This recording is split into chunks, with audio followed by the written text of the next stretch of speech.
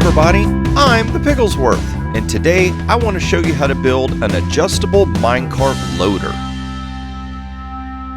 Sometimes in Minecraft you're going to want to take items input from one system and distribute them amongst other systems. The example I've set up here would be for, say, a mass smelter, where we're going to input cobble into this top chest. It's going to get put into this hopper minecart, and that's going to distribute the cobble amongst a bunch of furnaces so we can cook more cobble much quicker. Now, the way that a lot of these distribution centers work is you're either going to measure this minecart hopper, and when it becomes completely full, you're going to send it on its way. Alternatively, you could measure this chest, and when it becomes completely empty, you would send it on its way. Now, while those things work, they have a disadvantage. If you have, say, so much cobble in here that it was to fill up this hopper, but not empty here, measuring an empty chest, it would never become empty and never set off the system. Alternatively, say you only had a couple of stacks, I'll show you. Like in here, we can put 5 stacks. Say we put 4 stacks in this chest. Well, this minecart hopper would never become full, therefore never sending on its way. The way I've set this system up is that no matter how much materials or how little material you put in here, this minecart is going to collect it and then send it on its way to be distributed, and it will continue distributing until this device, the minecart hopper, is completely empty. So to show you this mechanism in action, what we're going to do is on this top hopper, or this top chest, we're going to create a little bit of cobblestone, and we're going to put it in there, okay? Now I'm going to show you. I'm going to put less than 5 stacks to show you that this system is not reliant on a full hopper to activate. It waits a few moments, it collects items, and then it goes on its way. Now while this thing's running, I'm going to explain to you what's happening. We have got a comparator that is going to read the amount of stuff that's in here. If 1 block of cobble is in there, it's going to get read by this comparator, and that sends it to this signal chain right here.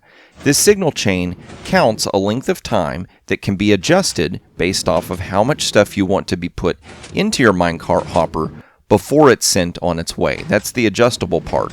We could knock this down to just 1 repeater and a bunch of redstone dust, or we can crank these all the way up. I could even crank this one up higher if we wanted to make the delay last even longer. But that signal is going to make its way over here. That's going to power this sticky piston, which pushes this rail forward. That causes this rail to become inclined and sends the minecart on its way. Now at the same time, a signal is being sent around back right here that has a very special timing. This timing is important and cannot change. This timing gives enough time for that hopper minecart to end up away from this track, where a sticky piston is going to push that rail forward. When it resets right here, it brings that track level instead of inclined, and that's going to allow that minecart hopper to stop at this point and to rest to collect more items. So now that you've seen how this mechanism works, let me show you how to build it. So the first thing we're going to do is start at this point right here. This is going to be the point at which your minecart hopper is going to collect items. Let's put a detector rail right here. I'm going to use half slabs that are doubled up to look like a full block just because I like the way they look, but you can use full blocks. They don't have to be half slabs. From here, we're going to count out 15. So 1, 2, 3, 4, 5, 6, 7, 8, 9, 10, 11, 12, 13, 14, 15. 15 blocks away. This is important. We're going to put this right here so we can send it on a return when it gets to this end. But 15 blocks are important because this is how long the minecart hopper has to travel and come back, giving this system time to reset itself. From here, let's go ahead and just put some golden rails or powered rails. This is going to allow our minecart to move at its regular speed that it needs to go. We'll do just like that. And then right over here, we're going to place one more switch right here. This is going to make sure that all of our rails are powered. Now before we move forward, I wanted to point out we actually need this lever to be over here because we are going to need to place some blocks here. But for right now, let's go ahead and do this. Right here, we're going to place 5 blocks behind this detector rail. So 1, 2, 3, 4, 5, just like that. In this middle block, we're going to put a sticky piston pointing this way, and then let's put a regular piece of rail here just like that. Now from right here, we're going to put a redstone comparator, just like that. This is going to go into one full block, and then let's go ahead and I'm going to bring this around. You can delete this block or you can leave it there. It doesn't have to be there. But from right here, we're going to go 1, 2, 3, 4 blocks. Then we're going to come up a block like that. And then let's go ahead and come over here and extend this block here just like this. Now we're going to send this signal into a solid block that's going to go along this line into another solid block right here. So what we want to do is make sure we have at least a repeater right here. And then on this line, you can either fill it with redstone dust, or you can cover it in redstone repeaters, or you can do a mixture of the two. This is where you're going to be able to adjust your system to say, how long do I want you to wait until you send the minecart on its way? The longer it waits, the more items it's going to collect before it's sent on its way. So this gives you a little variation, a little bit of adjustability depending on how your system is going to work. Now from right here, we want to put 2 pieces of redstone dust. Directly under this block, we're going to place a block just like that. And let's go ahead and put a piece of redstone dust here as well. And now we're going to build the reset circuit. So from right here, let's put a solid block. This is going to give a place for this rail to go to and to retract and come back. And let's go ahead and go right here and put a block so that we can put a sticky piston pointing just like that. Now this block can go away. It doesn't have to be there, but it's good to have it there to help us place this sticky piston right here. Now from here, let's go 1, 2, 3, 4 blocks like that, and then we'll put this block and that block there just like that.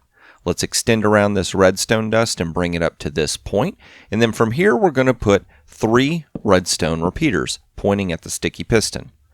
This first repeater, let's put it on 4 ticks. The second as well on 4 ticks. The third one we're going to put on 3 ticks, just like that. And now all that's left to do is to place the hopper and the chests. We're going to put a double chest here like this. We're going to put 2 hoppers pointing in like that. And then right here, we're going to put a double chest as well. This chest will be our input where we place items in. These items will get sucked through both hoppers at the same time and put into this double chest.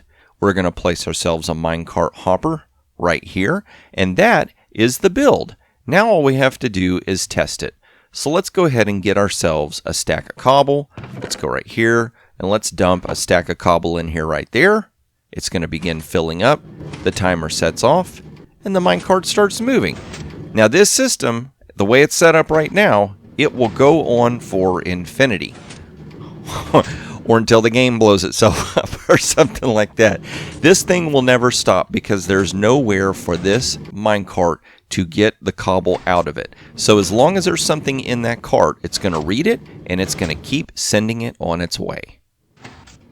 Now I want to point out in this system that you don't have to have 15 blocks and nothing else right here. You have to have a minimum of 15 blocks. This area right in here can go in any direction you want. It can distribute to hoppers, it can distribute to chest systems, however you want to do it. But I just wanted to show that right here, this 15 block is a minimum. This gives this hopper minecart enough time to travel here and back, allowing this system to reset.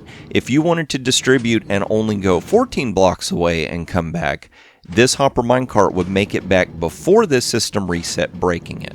So make sure that you've got at least 15 blocks of rail before this hopper minecart comes back, and set up your systems however you want for distribution.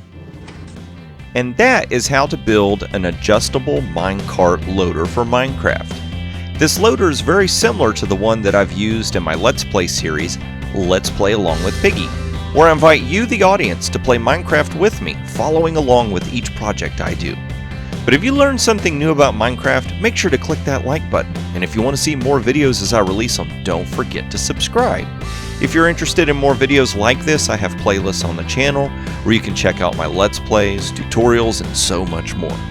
Thanks for watching, and keep on building.